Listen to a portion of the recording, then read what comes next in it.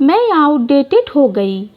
काव्या दीदी को पार्क में 2 घंटे से लगातार बैठे देख रही थी।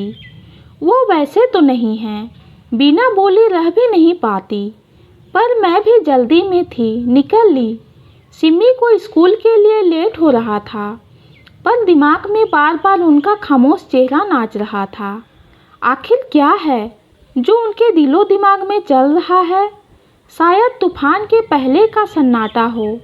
वैसे तो मैं सोसाइटी की महिला परिचर्चा में कम ही भाग लेती थी, पर उस दिन दीदी का इस तरह अकेले खामोश बैठना खल रहा था। बहुत ही जीवंत, सुलझी महिला थी। सबकी समस्या का समाधान तन्मय होकर ढूंढती, भरसक मदद करती। पर आज उनके पति हमेशा व्यंग से कहते, तुम तो एक हेल्प सेंटर खोल लो, दुनिया भर का ठेका तो तुम्ही ने लिया है। मैं इस सोसाइटी में जब नई नई आई थी तो सबसे पहले वेलकम कर चाय पानी को पूछने वो आवभगत करने वाली वही थी। कोई भी परिवार ऐसा नहीं था जिसकी निस्वार्थ भाव से तन मन से मदद ना की हो।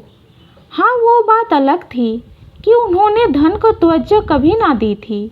यही कहती, आज धन तो सबके पास है, पर अपने पराये किसी के पास भावनाओं, संवेदनाओं को समझने का समय वह दिल दोनों नहीं है। पुरुष तो पुरुष, आज तो महिलाएं भी हृदयघात करने में 10 कदम आगे हैं।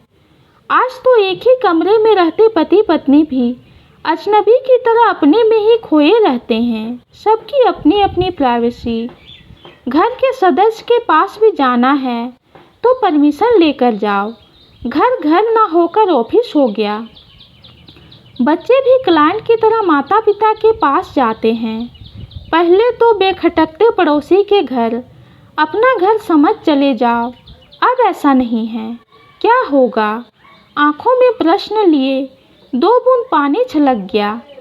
फिर खुद ही पनीली आंखों को पोंछ हंसकर कहती, मैं भी क्या लेकर बैठ गई और सांसारिक बातें करने लगती। आज तक मैंने उनके मुंह से किसी की बुराई नहीं सुनी थी। जब तब ऐसे ही कभी कभार आते जाते हमारी मुलाकात हो जाती।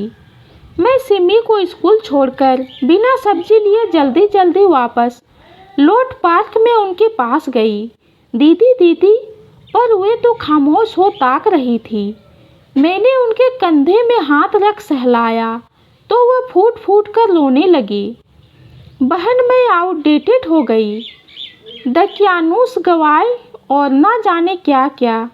पति और सास के लिए तो पहले ही शिक्षित होने के चलते अपडेटेड थी, पर आज बेटे ने कहा, माँ अब वो ज़माना नहीं रहा, आपकी समझ से परे है। क्या करूँ बहन? वह हताश होकर बोली।